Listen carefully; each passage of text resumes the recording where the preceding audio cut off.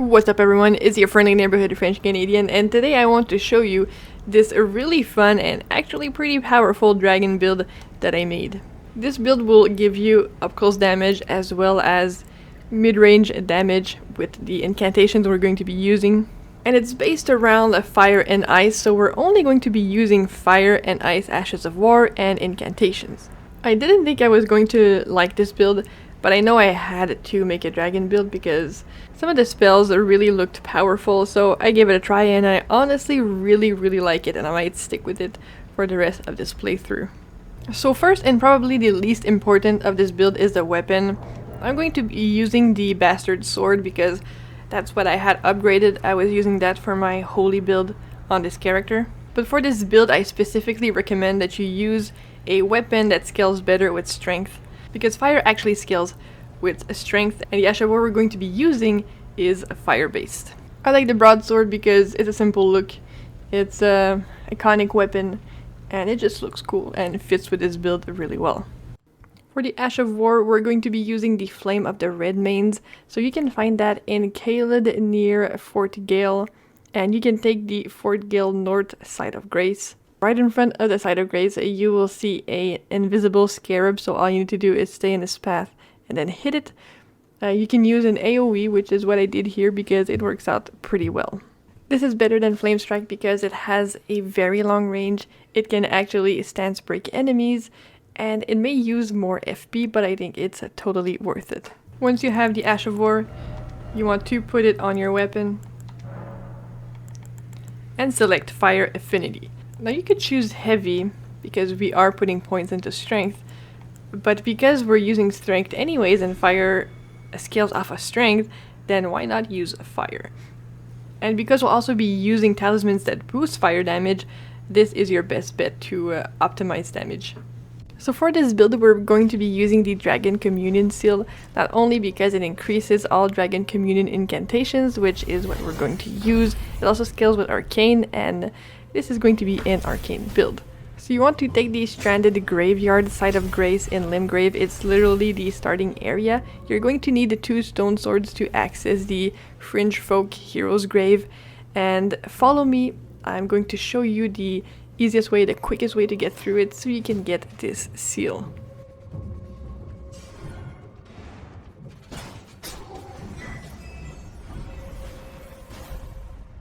Alright, now for the incantations. First, you need to find a Dragon Communion church. There are 2. There's one in the starting area that you could actually go to. The Church of Dragon Communion right here. It's near the Weeping Peninsula and Limgrave. But you will only have 3 starting incantations available to you. You could definitely start a character with a dragon build early on, so you would use something like a prophet or a bandit to start because you'll have arcane and you will have faith.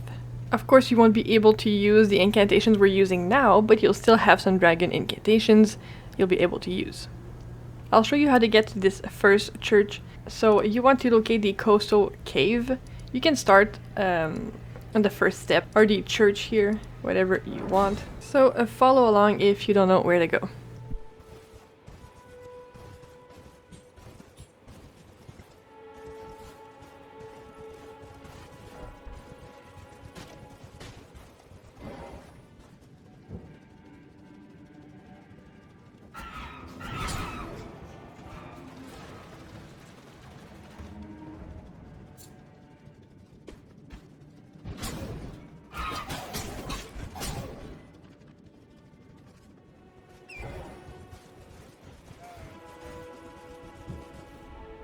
Now the second church is in Caelid. It's actually on your way to go fighting Radon, so you can't miss this, but if you do, you can just take the Caelid highway south and you make your way down here, or this side of Grace, make your way down here. It's very easy to find. Once you get here, you click on the altar here, and then you'll have some incantations that you can buy, and you need dragon hearts to be able to buy them. And we're going to use 4 dragon incantations, so you need at least 4 hearts for this. Now keep in mind that some of these spells you need to actually defeat a specific dragon to get them. So the Magma Breath that we'll be using and Borealis's Mist, you need to kill specific dragons. So I'll show you the incantations: a Dragon Fire, a Magma Breath, Dragon Ice, and Borealis' Mist. Again, Dragon Ice and Dragon Fire, you don't need to kill specific dragons to get those spells. So for the Magma Breath, you need to kill the Magma Worm that's right here in the Mount Gilmere area. He'll be right down here. It's not in the manor, you'll have to go through Seedwater River, and you can get there from Erdtree Grazing Hill, and I'll show you the route from here.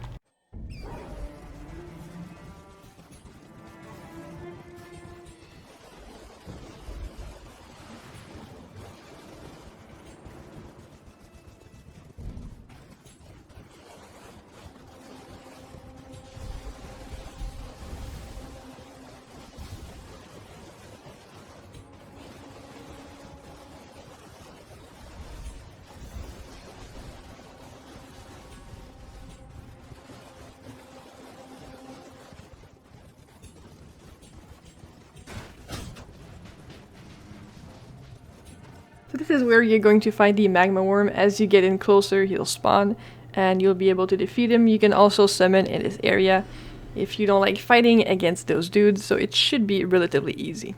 For Borealis' Mist spell, you need to come to the Freezing Lake in the mountaintops of the Giants.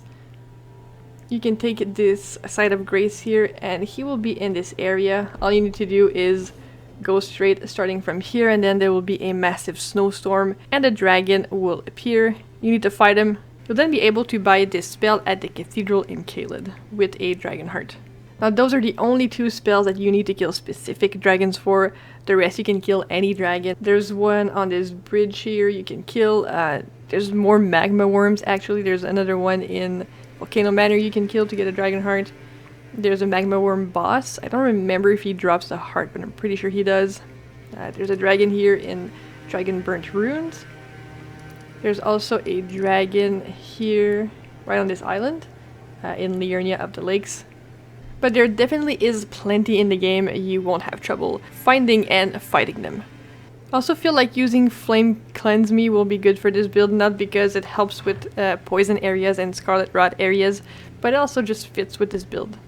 So to get Flame Cleanse Me, you need to go to Church of the Vows and into some Fire Monk camps which are in the area, and I will show you.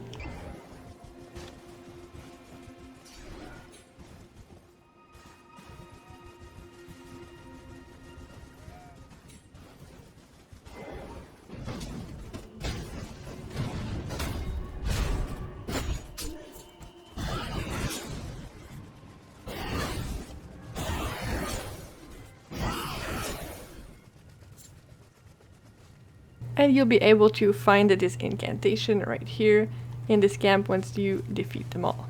So for the talismans, the thing that will really help us for this build specifically will be the Fire Scorpion Charm and Faithful's Canvas Talisman. So a Fire Scorpion Charm raises fire attack, it lowers damage negation, kind of like the America's Sourceal and Scarseal talismans. You'll take more damage, but we'll be doing way more fire attack damage, which is really great because our strength is not going to be super high, which is what the fire damage of our sword is going to scale with. But because this is going to increase our fire damage, it's also going to increase our damage overall when we hit enemies with our sword. So for Faithful's Canvas Talisman, it raises potency of incantations, and the spells we're using are incantations, which means we'll do a ton more damage. Not only that, the fire damage from the Scorpion Charm on these incantations will also do even more damage. And the others you can switch out as you wish. I use the Starscourge Heirloom, which raises my strength. It gives you +5 to your strength. And then I use the Carrion Filigree Crest, which lowers FP consumed by skills. And I kind of think that it's really necessary for this build because Flame of the Redmanes does take a lot of FP to use. FP that we need to use our incantations. For the Filigree Crest, you need to go to Road to the Manor. EG will be here. You can talk to him, and you'll be able to buy that talisman from him after you started either Rani or Blade's questlines. And for the Starscourge Heirloom, you have to go to Caelid, right here at Fort Gale. I'll show you how to get there because you can't get in the front gate, so just follow along.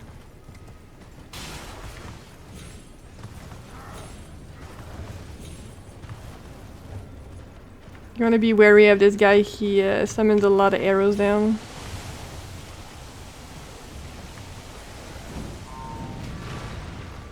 What you want to do is go up straight to that gate, but go past it.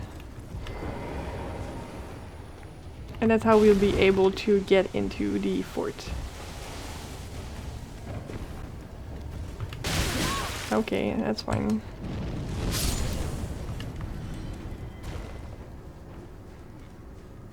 Once you get up on this ladder here, we'll have to do a bit more walking around. Oh my gosh, he's still hitting us from inside. That's ridiculous. Anyways, you want to run here.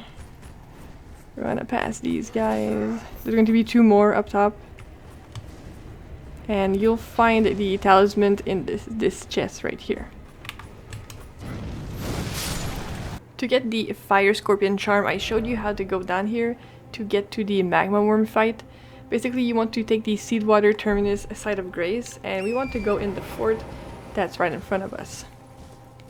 There will be one of those big fire priests, you know, with the like magma shooting out of their freaking heads. But it gives you a pretty cool weapon out of it as well if you want to fight them. But you want to make your way in here.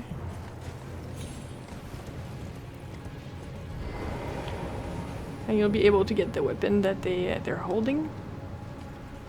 Guess we can fight them maybe? See how they like this this ice. Oh my gosh, I killed them.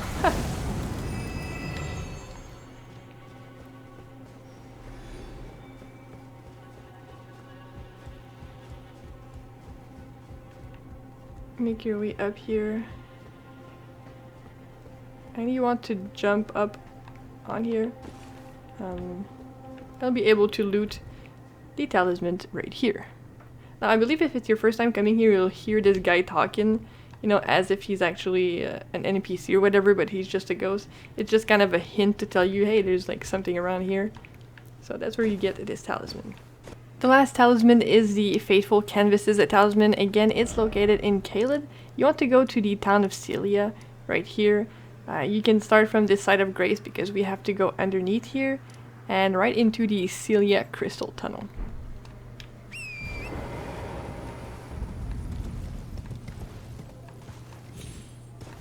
So you want to make your way past these giant pods of whatever.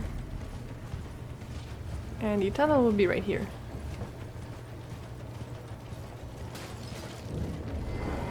Once you've taken the Site of Grace in here, take the ladder up on this platform and I'll show you how to get there quickly.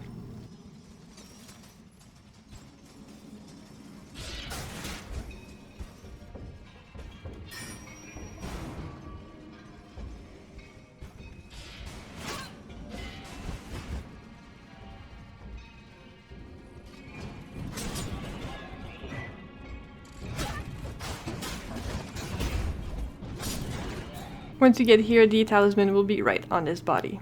Now for the stats, as you can see, my character is level 120. I have 40 vigor, 30 mind, 20 endurance, 25 strength because of the heirloom I'm using, but I have 20 in there. And then I have 23 fate because that's the highest requirement of one of the incantations I'm using. And then I have 45 in Arcane because a lot of the damage is actually coming from Arcane because the seal we're using to cast the incantations scales with Arcane. So not only are we getting a lot of damage from the seal we're using with the Arcane, we're also getting a ton of fire damage from the Fire Scorpion charm. And we're getting a boost in Dragon Communion incantations because of the Dragon Communion seal we're using. You can take some vigor off if you want more endurance or more mind, it's really up to you, but I think this works pretty well for me. So I'm pretty late game with this character, but I was trying to find a boss I could fight to show you. And the cool thing about this is this build you can actually, you know, get on your horse and just do your dragon stuff at him. That's pretty funny.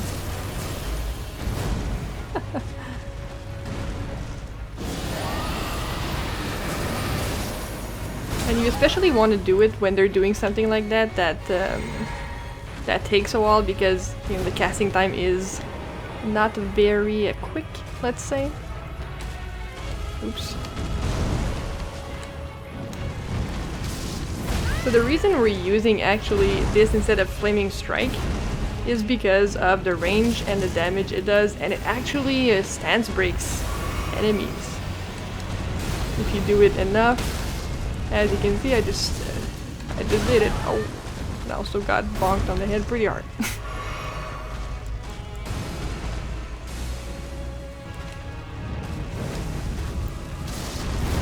I didn't think that was gonna get him, but it did. So we got one down. Actually, they both died. Okay, it's interesting. So yeah, I think this works really well. It's a really fun build. So that's it for this build, guys. Let me know if you've tried a dragon build before and if you liked it or not. I think this is actually really fun. Thank you so much for sticking around and watching. If you want more Elden Ring videos, there is plenty more on my channel. Have yourself a wonderful day, and I'll see you all very soon.